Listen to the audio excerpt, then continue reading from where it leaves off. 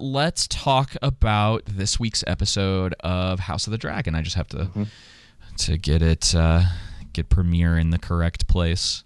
I think I have a on this lovely scene of Rhaenyra at the beginning. Yeah, a differing opinion on this episode than a lot of people. I'm not as ecstatic. You didn't like it, did you? All right. I think that's kind of fair. I think it's all right. I don't think it's bad. I don't think it's good. I mean, I can understand where people are coming from that it's good. Let me phrase that. I don't think it's great. Like the last episode was my favorite episode. This one is not. It's actually not due to the new actors that are involved. It's just I think House of Dragons is doing better at it than The Rings of Power. Yeah. The time compression. Yeah. Playing a factor in the sense of it's not the time compression itself. It's just the things they don't answer in this episode that were left off from the previous one. Ooh. Yeah. I think that. I mean, they also lean really hard into the feminism aspect in this episode. Yeah, it's definitely more so than previously. And it's really funny because it's Laris. No, not Laris. Sorry, it's those L names that always get me. Her husband, Laenor, who gives that speech, and he's like, I assume that they're trying to make his character out to be dumber than he is. Yeah, I know, but when he asked, what was it? Was it difficult or whatever? Oh yeah, did it hurt? I think he's literally like, did it hurt? And I was just like, guys, come on. Now I chuckled. Not that dumb. Yeah, so I chuckled because I think the idea, and they build it up in this episode. I think the idea that they're showing is that she has not changed, like at all. She's the same character. This is 10 years after episode 5, and Rhaenyra hasn't changed almost at all. The only thing that you could say is that she's more bitter than she was before. Yeah, there are little I changes. I see her as the more, and again, it's not a one-for-one comparison, but more of like the female Damon, because she wants that kind of carefree. He does libertine. He does what he wants type attitude, and but she also wants to be responsible and do her duty to the crown because of her father. So she's kind of like a mix of both. Yeah, she is his opposite, and or kind of like they are the same, but in their roles and the way that it's worked out for them, as we've seen in this episode, is different. I think that's a really good point. Because she always wanted those things, but to be fair, she chose it. Yep. And we know that because she had the opportunity with Kristen Cole to leave. He gave her the chance, and she basically was like, "Well, I have a job to do now." Yeah. And this is what she decided for herself. And so it's why I think and someone disagreed with us in the comments last week, but for the video when I put it out, but she the show's feminist quote unquote agenda doesn't make a lot of sense because a lot of the women in the show are just as awful and selfish as the men are.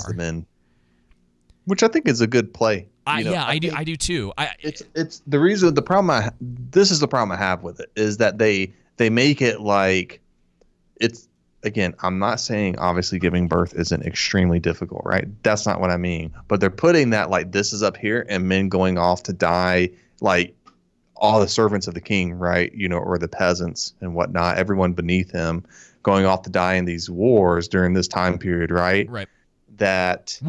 It's that like this is somehow above that, and it's like, guys, no, it's difficult for women in a way during this time period than it is for men, and really the only one who kind of gets to do what they want to is the king.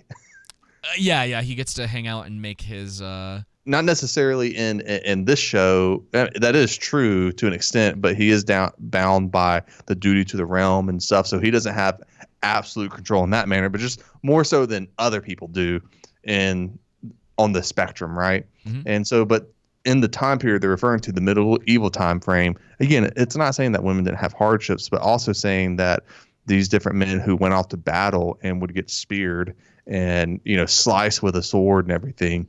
I imagine that's probably pretty difficult. It's brutal, and that's the thing is that they set up how brutal combat is in this. Yes, and you could. So I guess my argument for some of that, and why it's so weird that you have Sapochnik in particular, but we'll just say the showrunners because it's a little easier. And I'm sure the other guy whose name I don't even know, is it? I'm sure he said some stuff too.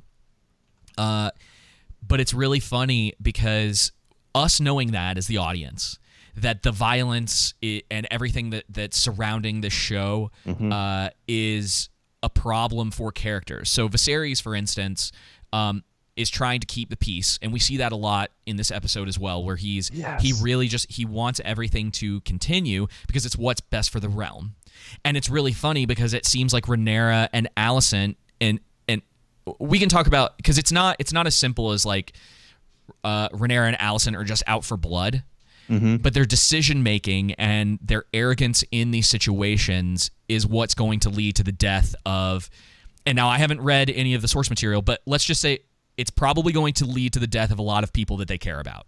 Yeah. And potentially their own demise as well, whether that's death or what's to come. Because that's Game of Thrones. Yeah. I enjoyed that this scene opened up with my chair. She's given birth, and then Alicent's like right away, bring the baby to me. She could have easily gone to her, but it's a clear power move. It's a power move. And trying to establish dominance, and oh man, it just worked really well, especially from we get that characterization of Alicent in the last episode has now turned and realized what's going on and how she needs to behave and act, and then up to right here to where she's being a jerk, and trying to play the game and establish her own power and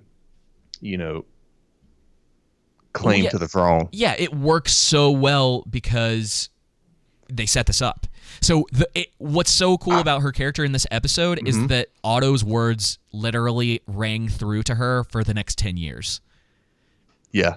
And you can see the way that it's developed. What misses me is that she just automatically, I didn't say this last time, I've been more so stewing on the last episode this week, and I was talking to Tyler actually earlier about this. I think he said it before I even got a chance to say it, but I don't really understand how they bridged the gap that Alicent was lied to by Rhaenyra. Now, somewhat brought up in the last episode review, but Alicent was lied to Rhaenyra about, not with Damon, but in a sense, in a way, more by omission with Kristen Cole.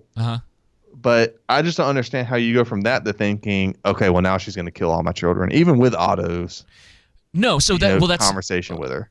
No. I think you're missing. I think you're missing the point is that it is about the succession, and the claim to the throne. Gotcha. So Otto is essentially telling her in the last episode, "You're alone now. You can't." Rhaenyra's children, and I think he's saying that not because he knows that it's 100% going to happen, but we talked about this in the last episode. Otto understands how things work in this society. Right. And if Rhaenyra has any thought of threat when she takes the throne, as in, so it's... any possibility she's going to try and take it out. Yes. And not to mention that Otto's whole reasoning behind doing that, one, is because he cares about his daughter, but again, this is Game of Thrones. People are vying for position of power all the time, and you're in an incredible position if you're essentially the grandfather of the king. Yeah. And so it makes a lot of sense that they would do that, and it works well enough that because it establishes, I think, the potential for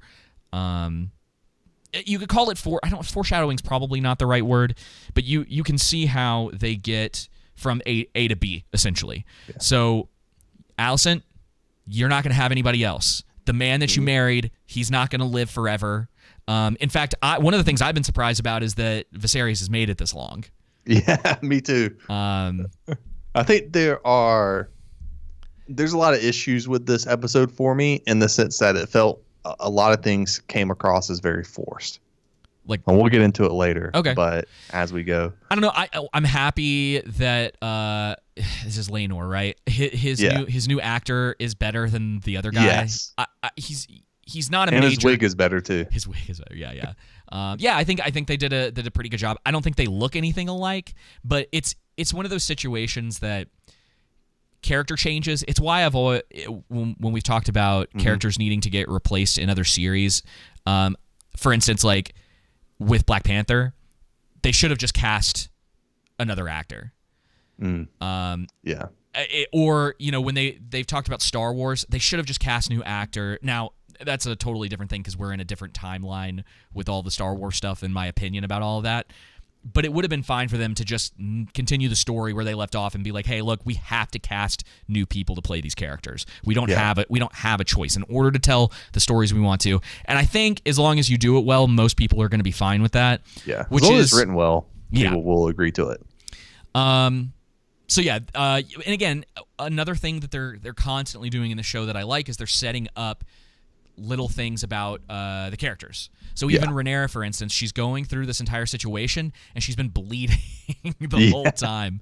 And pushing through to it. And it's very much a callback to the first episode with her mother going through the labor and how she didn't want to do it. And now at this point, we end up after this, finding out that this is her third child. Yes. And so she's very much with the last episode too, episode 5 or 4, to where she, promised Viserys to fulfill her duties as, the heir, which is what she's trying to do, but she just doesn't want to do it with Laenor.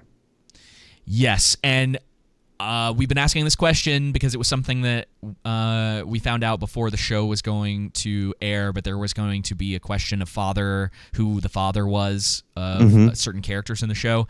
And I'm mixed on this. Yeah. In the sense that I think it's fine that the way that they changed it, instead of there being a question about it, they're just like, "Oh no, we're just characterizing making her it painfully obvious." Yeah. It works. It's not the strongest moment for me, and that might be the best way to put it. I was just sort of like, "Oh, so we're not even gonna beat around the bush about. We're not gonna make it a question of who the father of the 3 children is." Yeah, you would have think she could have easily have found someone from, from Valeria, or who had that blood in it because of Lord Coriolis and his line. And it seemed that there are more people who have the blonde hair, at least, to make it least obvious. You know what I mean? Yeah. So add some more tension to where it builds that, that tension in the sense of the question surrounding it, and it's not immediately obvious. Whereas it's so obvious here, and you understand Viserys. I just really like him. It's like, bro, let my guy catch a break. But he just wants to maintain peace so bad that he knows what's going on. He's just, I'm not going to acknowledge it. Yeah, and so I just kind of thought that it was.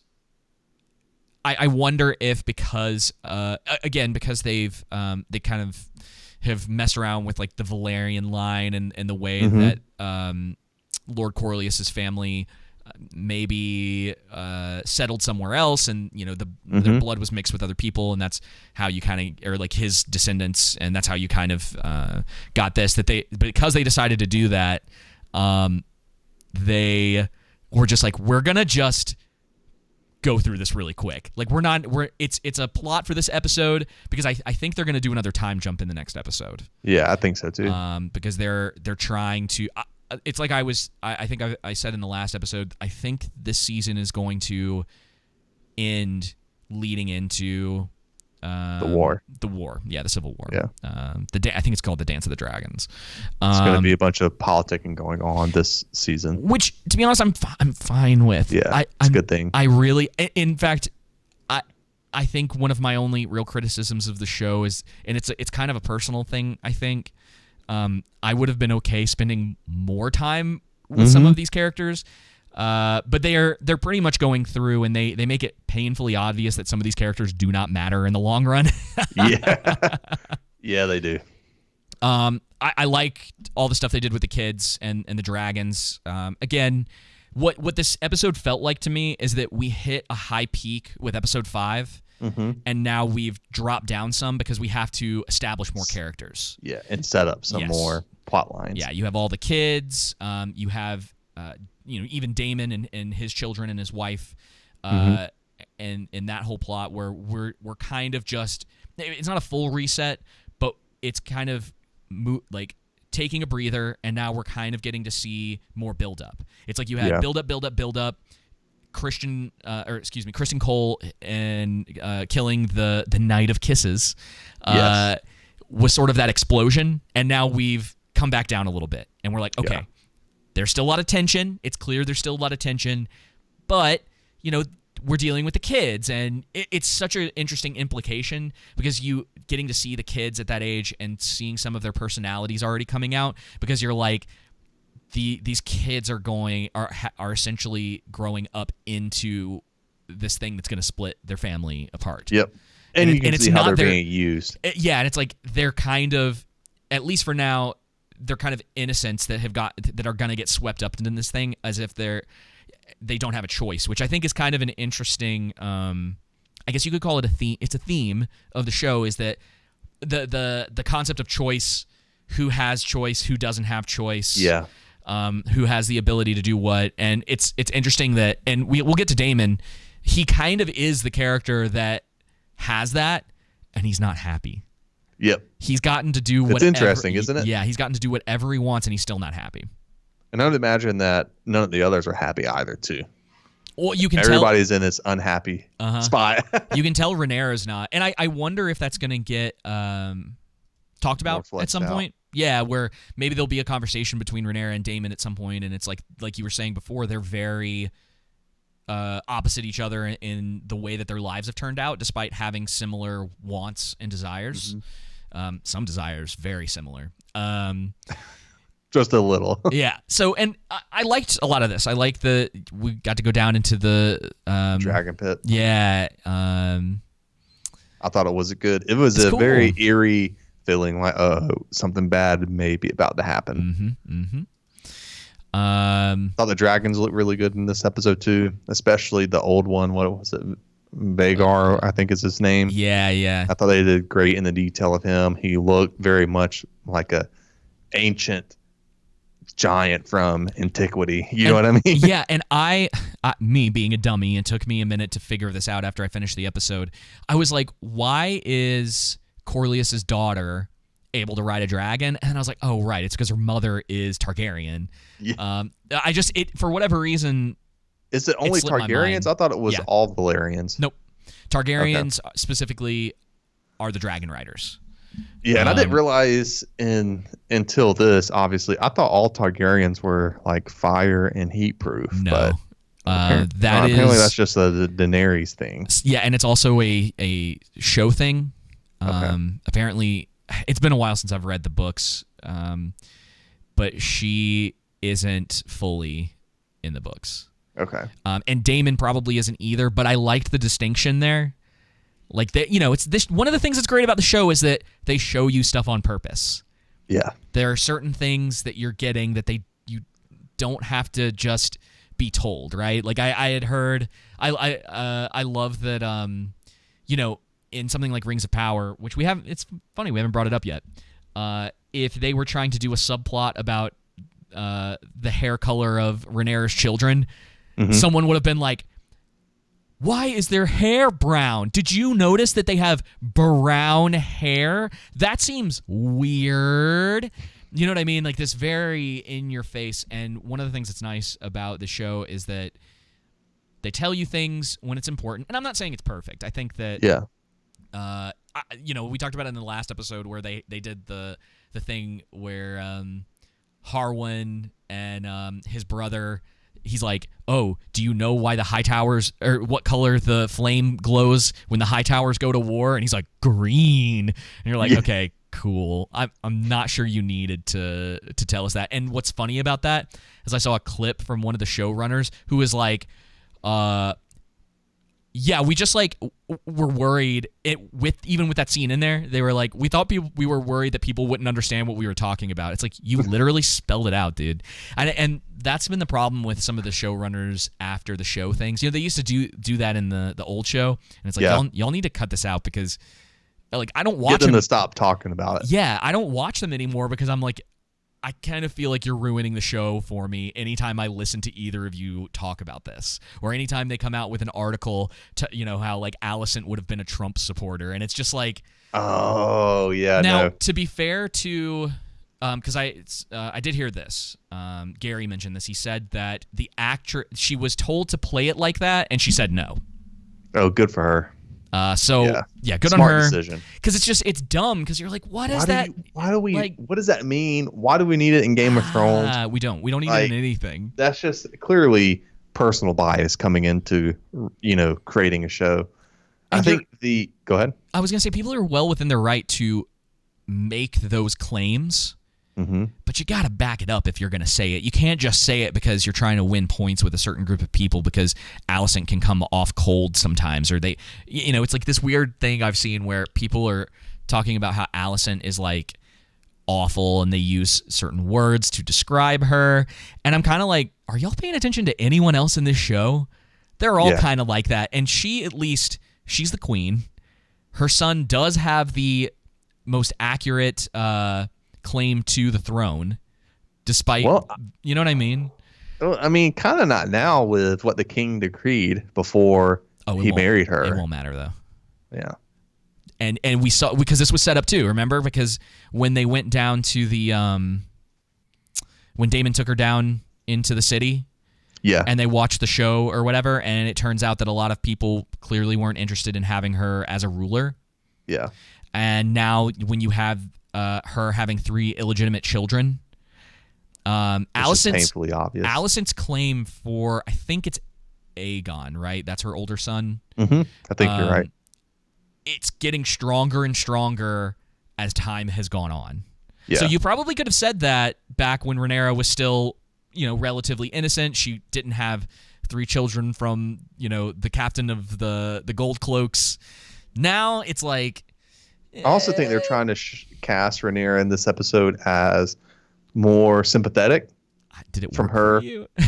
point of view? I think there was at least a little bit of that, especially with how it opened up, having to carry her child to the queen immediately literally right after giving birth. I think a lot of women are going to be able to relate to that, being like, that's cruel from the queen to do that, even though it's a power play from the queen's perspective. And so that's casting Rhaenyra in that light. And then you have the commander sticking up for, his children regarding Kristen Cole. And I think the Kristen Cole plot line is the worst plot line in this show. Really? I do. Why? It just doesn't work for me. I mean, the guy has sex with her one time, and all of a sudden, so that we're shown. Yeah, that we're shown. I mean, you have to honestly. I think it's a fair assumption that was probably going on for a while between the two of them. Man, I don't know. I would say this. I'm assuming he's probably in the context of this show, has probably had his share of women prior to her, right? I mean, he's an honorable guy. I'm not sitting here saying he's just gone around and done it with whoever. I imagine he's fallen for a woman before then.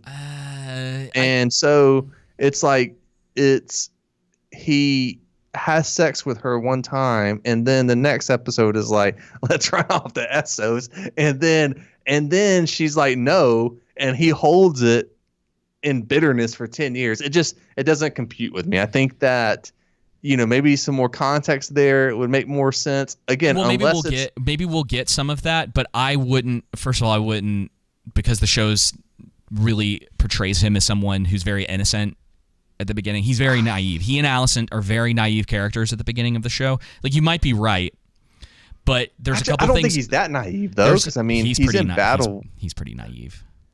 That doesn't mean anything. In one aspect, yes, and in another aspect, no, I would say. And it doesn't add up for me that he would just immediately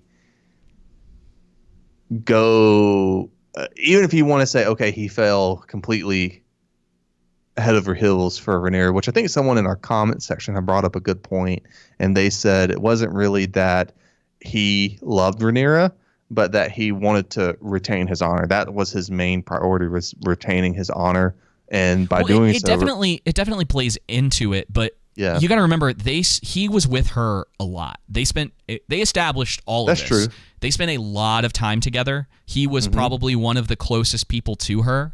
Mm-hmm. So it goes beyond just the encounter that they have in, what was that, episode 3? Yeah. He clearly knew he wasn't supposed to do something. Mm-hmm. He did. He did take it more seriously than she did. And I think some of it comes down to the fact that he basically realized, like, oh, I'm just your whore. There's so much that goes into that, and then you have to, and we don't know the context of the next 10 years, but clearly, and this is where you kind of have to make certain assumptions about that time frame. Clearly, some things had to have happened over the 10 years that that bitterness continued to grow, whether that was Alicent's influence, and now that he's kind of taken up as her protector, that there's things that are going on. But that's the thing, is that the show is kind of just showing you, hey, like, he is very bitter about the situation, no matter whether his reasoning is good or not. I don't necessarily think that his particular reasoning has to be perfect or make a lot of sense logically for him to be in that place. Well, here's the main reason why I think that the major kind of plot hole with him is that the last episode, he kills freaking Night of Kisses and then punches Lador, like, and just remains in his position that we're assuming is because Alicent protected him somehow. But you would have thought with the commander, she's the queen. Yeah, but with the commander protecting, his children, right? The princess could have equally as much sway, and he got kicked off out of his post. You would have thought that at least something would have happened. It just doesn't make sense because he punched Laenor. At least that the Night of the Kisses thing, killing him in front of everyone. Okay, well, maybe something happened that we didn't see. Okay, no big deal. But punching Laenor, we see that. That may not necessarily, because there was so much chaos. Like, there's reasonable enough arguments for why it worked out. So the queen needed him around. She got him off the hook. I think that's a completely reason. She's like, I just don't see that happening, because then why wouldn't the princess be able to do that? Okay, but think about who Harwin is to Rhaenyra in this episode, and all of the stuff that happens. Like, if she had tried to do that. And that incident with him, one of the reasons that he probably had to leave has a lot to do with the children. The children. So you're talking about an escalation of things that is much more damaging to Rhaenyra and her children in the long run, being able, because ultimately they, at the end of the episode, they have to leave too. And so it's all of these consequences. At least answered. And they should have at least answered it. That's the thing, is we may still get it. But it just doesn't add up to me. I don't agree with you. I see where you're coming from. I understand. I just think that there should have at least been something in this episode for that connective tissue from the last episode regarding Joseph, that, because that's a big jump into. You just need your handheld. I'm sorry to tell you. I really do. I really do right now. Someone come and hold my hand through this, because it doesn't make sense that, what he was what's he called? The prince now, I guess. So he, at the time, he was the prince to be, I don't know, forget the technical term for it. Laenor. He's like the king's consulate or whatnot at that time. He's the first son of Corlius. But the thing is that even if that, I think there's a decent enough argument to say that they needed Kisses out of the way, right? So that kind of, I don't think that because of what the families needed to happen. And again, maybe we'll actually get reference to this later on, but because of what they needed to happen, Chris and Cole getting off is it's plausible, right? Maybe it is not the tightest writing that we've ever seen in the show, Okay. but it's plausible. And it also makes sense that because Alicent is the queen, there's literally like one person who in the kingdom who has more power than she does. One. Yeah. So let me like ask the you this hierarchy. question. Yeah. Are you saying this because of watching Rings of Power? No, it doesn't have any. No, it doesn't have anything to do with with you. Well, here's my other problem with the show. This episode, I'm sorry, not the show. Yeah. But this episode is that I thought that Lionel and Harwin's death were forced, and it would have made, I think, from a writing perspective, it would have been made more sense to keep Breakbones alive, so that you have that natural tension of, those are his children, than to kill him, because I mean he gets killed and it's like, that's don't really care. Yeah, that's why I don't think the point was to actually care about him. I think when it came down to it, the thing that you realize is like, oh, he's literally insignificant in this. And yeah, I think it also has to do with them wanting to just get through the whose children are these thing. Yeah, I guess so. I don't know. I thought it was forced, trying to do this again, not in the same level of Game of Thrones, make, as you said, this highly impactful, subverting expectations thing. But even with Lord Lionel, it's not that I'm not fine with that. It's just I think it could have waited. Sure, I think it could have, and maybe it just comes back to what you said earlier, that maybe I would have been fine with more.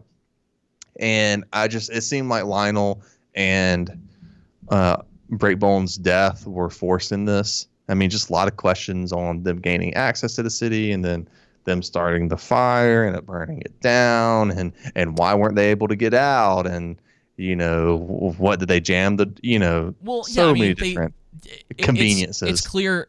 I don't know if I would call them conveniences, because it's pretty clear that the guys are hired.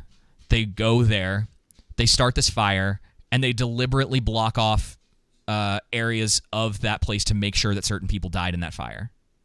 And that's kind of it. But weren't they in, when the fire started, Harmon was connected to a Lionel's room? Weren't their rooms connected? Or maybe he was in the hallway or whatnot, trying to get into his father's room or whatever. But that wasn't 100% clear, but I think the intention is to show that they were trapped and the place was on fire, and who specifically have guards? Does this place? Well, no, they were. Well, yeah, but what I mean. Yeah, but they were cloaked. They show specifically one of the guys leaving, and he's carrying the bucket of water at the end, showing that it was pretty easy for them to get in there. Yeah, but again, if you see this fire though, and you're one of the guards, wouldn't your first instinct be to go tell maybe they killed your him. King? And maybe, because you got to think about it. There were a lot of people that died in that scene, and there was a moment when he's talking about the different people. When I think it's Lionel, right? The Harwin, no, Lionel Strong. Yeah. When he goes down to the prison, that he specifically got people who were going to die. Yeah. Involved, and some of them were killers. That's Larry you're talking about. Larry, excuse me. I think it's completely reasonable to assume that situation worked out. Yeah, but even with that, I was like, how does he have that power to release them if they're all in jail for these horrific crimes? Why would the guards just follow what Larry's has to say? I'm unclear on his role and how much power he has, in the sense of being able to release prisoners who are, on death row, so to say, because of their crimes against the king. Right, and they could have that could come into play a little bit later, but he clearly has the queen's ear. Yeah. And she asked something specific of him, so it's potent, because there's it's later on, but there's that scene where they're sitting in the room together. Let me see if I can find it, and then I want to talk about Damon before we.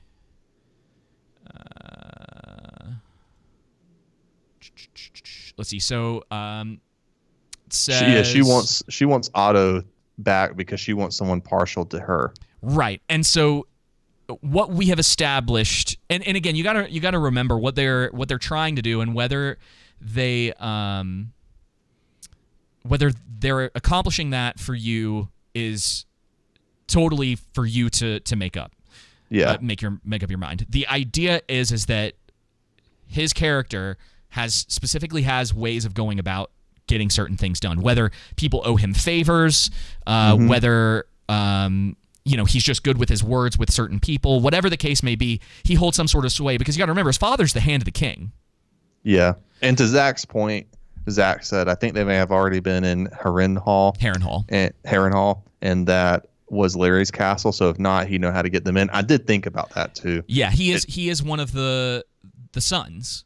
Yeah. So there's which I knew that part. There. It was just kind of like some things there that I was like, there's some things missing. It's not totally implausible.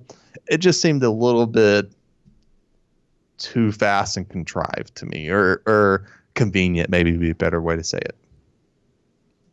Yeah. Exactly. The first time Mom and Dad have disagreed on something.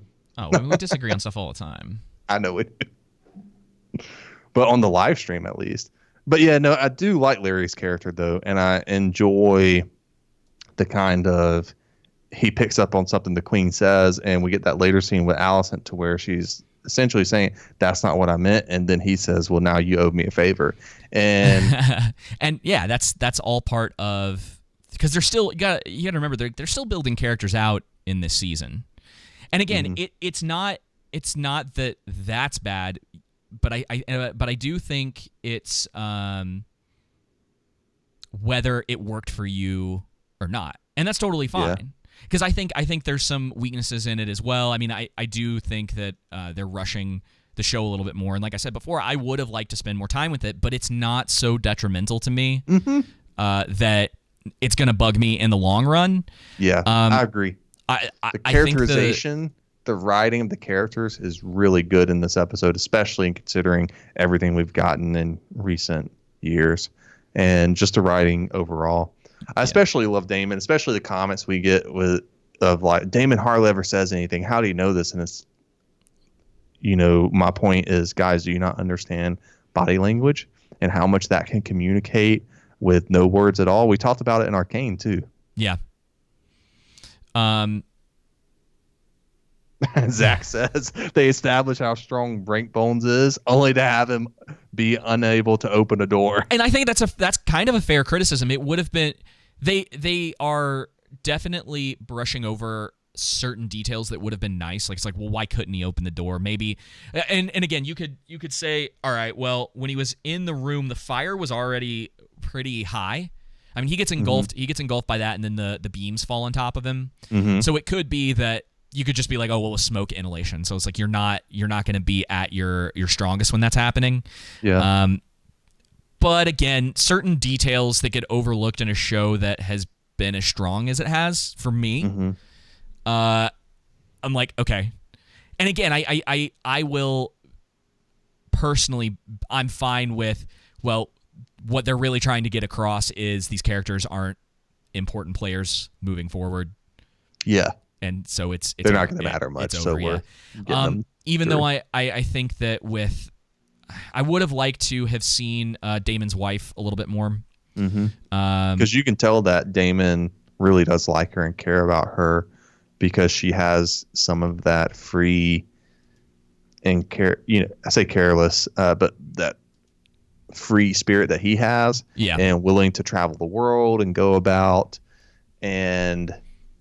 but then at the same time, when it comes to Pentos, that's right, correct, that she doesn't necessarily want to settle down there, but where their home is, or where she wants them to be. Yeah, she's homesick. She wants to go back to see all of them, and I think it's cool, and I would have liked to see more of her, but I appreciate the tragedy of the situation, because again, it's Game of Thrones, and they really, I hope that they kind of move past the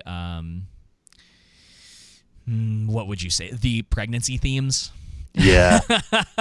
Getting a lot of them. They're getting a little heavy-handed with some of that, and it's just kind of like, all right. We get it, guys. Yeah. We've had 4 characters now. I think they really got the pregnancy theme across in the very first episode. I think that's the strongest it's been, but I do like, and unfortunately I cannot remember Damon's wife's name in this. I can't either. I was gonna check, because I think I have it pulled up. Let's see if it's You can tell that I don't see her. Damon very much likes, I like her, though. He's very libertine, as you put him before, and it has the ability to at least have more freedom in his choices than others in this world, even if it's not complete freedom. That's never what we mean. I think that's how people understand it. Nomi is apparently her name. Thank you. And so I enjoy the fact that he very much likes his wife, but he's still not happy in his life. And I don't know, too, if how much does he enjoy being a father. Yeah, it's that free-spirited thing where he kind of got everything that he wanted, but now he's got children and a wife, and he's sort of miserable. And it's like she says, he never leaves. And they're at least trying to establish, I think, that he's stuck in the past, because she mentions how he sits in the library and reads books about like old Targaryens, I think, and the dragons. Yeah, and so he sort of like Laenor is kind of itching for that adventure again. There's a lot, and despite this, I would agree with you. I think this episode is a bit weaker, but I like a lot of the little details about characters, and then characters who are reflections of each other. And I think you get to see a lot of that in this. And then what did you think? So she's pregnant, Nomi, and well, hang on. I guess we're not quite there. We'll skip through some of this because I think we've talked about most of these characters quite a bit. Okay, so she's pregnant, and she's going through a similar situation to Varys' wife in the first episode. But the outcome is quote unquote different. Now I wasn't sure what they were gonna do with this, but they did mention, or she mentions earlier in the episode that she's like, I want to die like a dragon rider. So you get to see the sort of different personality that she has, and I think it's one of the reasons why I kind of wish she had stuck around longer, because she kind of seemed like a cool character, like someone enjoyable that's not scheming behind the scenes. Sometimes it's nice just to have a good character or an evil character, and it's just that simple. You know what I mean? Yeah. I in think, the midst of the complex gray areas, at least when it comes to George R.R. Martin, but every character, for the most part, most of the characters he likes to write always have to be gray. Yeah, and I think it's really funny that the character who, in an emotional way, not necessarily a sad way, but I had the biggest emotional reaction to was the Night of Kisses. Really? Because that was so brutal. And everyone else, it's been like, oh man, that sucks. But it hasn't quite hit. And yeah, that was brutal. What Kristen Cole did to him. I mean, bashed his face in. I'm curious to see what's going to happen on a second watch through, because I'm going to wait till the whole thing is out and then watch through the whole thing again to see if there's stuff that I missed or stuff that's like, oh man, there's a little more impact there. But we don't spend a lot of time with her. And I don't think they're trying to play this up as, so for instance, like with the Rings of Power, I don't think they're trying to play this death up the same way they did with Goofy and Captain Elf. Yeah, the goofy guy from Arondir's friend. It's tragic for sure. I also thought her dragon looked pretty good in this. Yeah. There was a couple. He's moments, the oldest dragon too. If I remember correctly.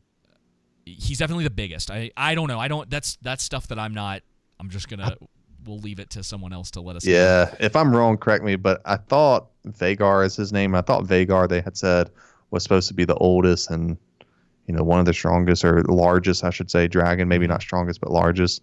And you can imply largest can, generally speaking, mean strongest. But I enjoy the fact of Damon coming out to check on her, and then he meets right when, comes to her right when, the fire comes out.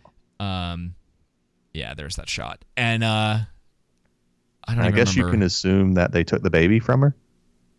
So it's interesting because no. I think she.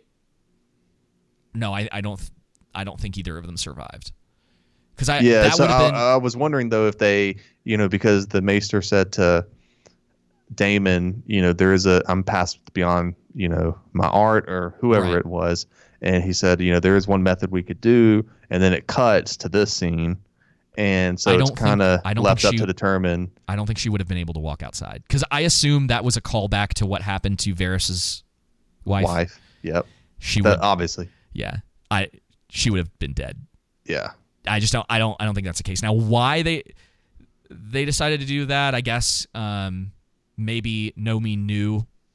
The idea is that like she knew that the two of them were probably going to die, because you're getting a parallel situation to episode 1, which is also kind of interesting because it's Damon and then Damon's brother, and they both went through the same thing, these issues. So yeah, it's very interesting, and I think they are really trying to. I don't know if in hindsight I'm going to think some of the parallels in the show are a little too heavy-handed, like they're doing too many of them. But so far, I mean, I'm pretty happy with it. Again, she's not who we're focused on. It's him. Yeah. The whole point of this is his character development, what we're getting from him, and the characters that are around him, and how they're either changing him or things that are happening that are essentially leading him to wherever he's headed next. Right. You know what's funny is, like, did you think that Damon put on some weight in this episode? Do you think that was supposed to kind of be implied? Because he looked a little heftier in this one. Like, he'd grown a little accustomed to where he was, a little lazier.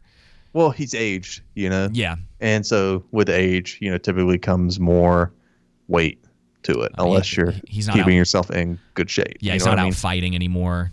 Yeah. It's very interesting. I enjoyed the scene too with him and Pentos and him saying about the transaction, hey, it's simple, right? It's perfect. There's no strings attached. It's just, hey, you do this for me and I'll give you this. I'll give you gold if you protect us with your dragons. Mm-hmm. Yeah, I thought a lot of that was really cool too. You're just getting a little bit of extra world building from stuff going on outside of Westeros, which was something I think that we had wondered if they were actually going to do. Like, are we actually going to get to see anything beyond sort of the few places? It's interesting too, because he still captures the camera when he comes on screen, and they use him so sparingly in this show. Yeah, for right now at least. Yeah. I think my assumption would be is that he's headed to Dragonstone. Yeah. And that he and Rhaenyra are going to, like, he's going to be Rhaenyra's new fling. Boo thing. And that Rhaenyra will probably have more children, and these children will probably have silver hair. And maybe that's where the question, some of the other question of, her line will come in. Yeah, it's like, oh, Damon's been hanging around Dragonstone with y'all, like, Rhaenyra, what's going on? So there's some interesting stuff coming for sure. Yeah. So I'm assuming you didn't care much for Kristen Cole training them in the yard, since you're not into his whole. What did you think of that? I actually enjoyed that part of his storyline. I thought that entire scene was good, considering what they're trying to set up. At least that, he's more. Again, he's all about honor, so he cares more about Alicent's, claim to the throne and making sure that her children are more successful. And then, Breakbones comes along and sees that, hey, you're only training the kids, Alicent's kids, and trying to, make them stronger, but you're leaving these children out. And the Kingsguard, from what I understand, they're supposed to be the best trained knights. And so the most skillful, even more so than the city's watch and everything. So I enjoyed the scene, and I think we now see that Kristen Cole is just a huge jerk. Yeah. Definitely. But I'm kind of enjoying it. Plays it really well. Yeah. Mahler mentioned. Where's the part where he's beating the crap out of him? Let's see if we can find it.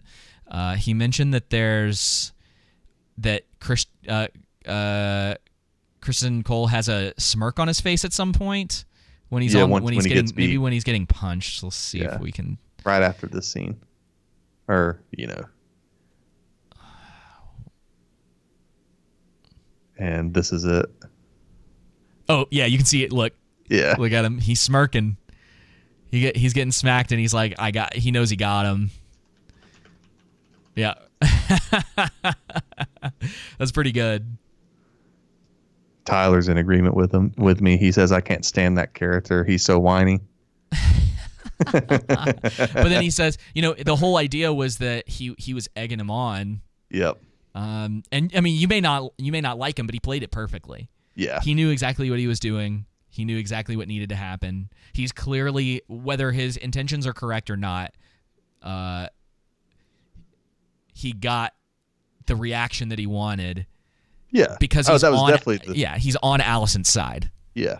I just think the plot hole opens up is why does Breakbones get cast off, but not him in regards to hitting Laenor. I think for me that's a plot hole. I understand that the Queen has power, but still, I mean, more power than Rhaenyra, that much more. I don't know.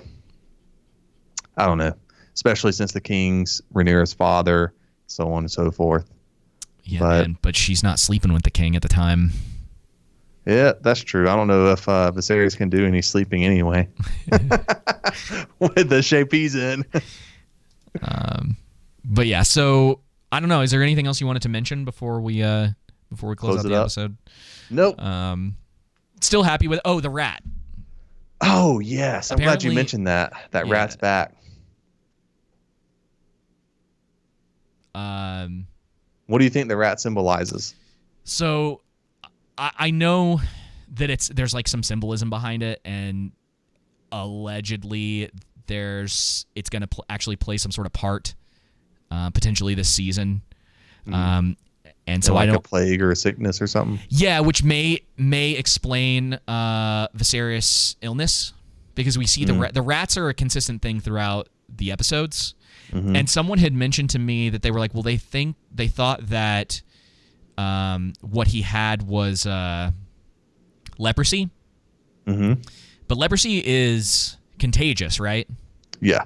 So whatever. It would make a lot of sense if that you're right. There's some sort of plague, and so because I imagine one of the things that's going to be happening in sort of the downfall of a lot of these people is going to be outside influence as well as inside stuff. So obviously you're having the civil war, but it wouldn't surprise me if you're correct and that there's some sort of disease that starts spreading throughout the city, and it's been the rats showing up over and over again is just an indication. Because before, right, they were there but not prominent, and now this one's like running through his chamber. Yeah, it's like in a prominent place. Yep.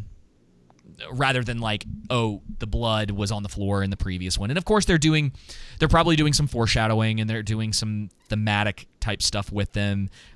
You could probably have, once the season's over, have an entire episode about like where the rats are, why they're showing up, what they probably mean. I mean, that stuff is it kind of writes itself, but it's definitely my original thought was more of like, okay, the rats are symbolic of something, because they're dirty, and maybe it's like just another aspect of how things are decaying around Viserys. Like, he's literally decaying, but there's all this other stuff that's going on that's just signs of problems in the kingdom that he is willingly pretending don't exist. Yeah. Still a great character. Still like Viserys a lot. Gonna be sad to see him go whenever that finally happens. But it sucks that Otto wasn't in this episode either. Yeah, I like Otto, but he's gonna be in the next one. Yeah. He'll be around now. So I think that I wonder if this episode ultimately, once the season's over, is gonna sit better with me. Sort of like the first couple of episodes, I wasn't sure, and then episode 5 happens, and you're like, oh, yeah, that buildup was really, really good. Yeah. And so maybe we're gonna see some of that happen, because again, we're on the second half of the episode. I think the actors that have been replaced, they're all doing fine. I wasn't. I agree. Alicent's actress, I think, of everyone, is the one that I connected with the most. I'm waiting for Rhaenyra in particular, only because her plot in this episode, or like where they were taking her, was kind of like, yeah, all right. Like, it wasn't bad. I didn't think she did a bad job at all, but it also didn't stand out. And Rhaenyra didn't 100% stand out to me when the show started anyway. Yeah. And it wasn't until the 3, 4, and 5 that Rhaenyra really started being a lot more interesting. And so maybe that's going to be a similar case where it's like, okay, we know she hasn't changed. It's like, well, where's she headed from here? And I think that's going to kind of determine ultimately once this season's over, my opinion of the character. It does suck not having the other actresses there because I think both of them really hit their stride in episode 5, and it's like, all right, we're moving on to new characters. So that does kind of suck. But yeah, I guess my closing thought is I should say that it'd be nice if Viserys was a little bit stronger and not just kind of. I guess you could say he's not completely weak because he does tell Alicent regarding the accusation that's obvious, but claiming regarding Rhaenyra that the kings were well aware of. Yeah. That, hey, you know the implications of that? Drop it. Yeah, and you got to remember, the dude is literally falling apart. Like, I'm pretty sure he's missing an arm. Oh, yeah, he is in this episode. Yeah, he's not. Man. He has been doing his best. Let's see if I can find if there's a good shot of him when he walks in the room. My bro, all he wants is a happy family and peace. Yeah, that's it. It's so great for his character because he's trying to avoid war, and just trying to have peace in his home. Yeah. That's it. And that's why I think. Okay, so he is not a strong character in sort of the traditional sense, obviously. But one of the things I really like about him is that he is the most down to earth. Anti-war. Yeah, he's very reasonable.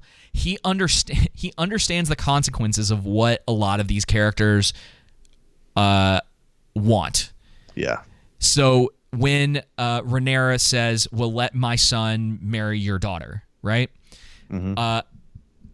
Alicent, and this is one of those moments where I think they did a really good job of showing Alicent's pride and some of her arrogance in the situation. Now, to a degree, it's not fair because you and I know where it's headed. Yeah. And in a way, Viserys, he doesn't know for sure, but he knows that what is best for the kingdom is to maintain peace. Yeah. At whatever cost. Yes. And so that is what he's been trying to do. He doesn't want it was like in the previous episode when he talks about what he'd be remembered for. What he wants to be remembered for is continuing that reign of peace, it would seem. Mm-hmm. And he's intelligent in that way. The problem is that he's physically weak. He's disabled pretty much at this point. He's been sick for years, and he has a wife and a daughter who are kind of out for blood. Yeah. And they don't spell that out in this episode, but you can really get you know that Alicent is terrified, and the reason she's acting this way is because she at this point believes that when Rhaenyra takes power, she's going to murder her and her children. And it's also a self-fulfilling prophecy because Alicent perceives that and believes that she's making all these choices to bring that fulfillment to her. Yeah, it's like she's kind of her own worst enemy, and she's not thinking in the same way that Viserys is. Yep. Where it's like, okay, the situation sucks, but what's best for the kingdom? What she's thinking of is essentially like what's best for her and her children. And she's not looking really ahead to all of that. Because she thinks that she has that rightful claim, and she's already convinced, whether it's true or not, that at this point Rhaenyra would go that far. That's what Alicent believes, and that's why. She's been in that state of mind since she walked into that wedding that night. Yeah, that was almost the entire point of that specific part of the episode was that it's like, as far as she is concerned, she is at war with anyone who would try to harm her or her children.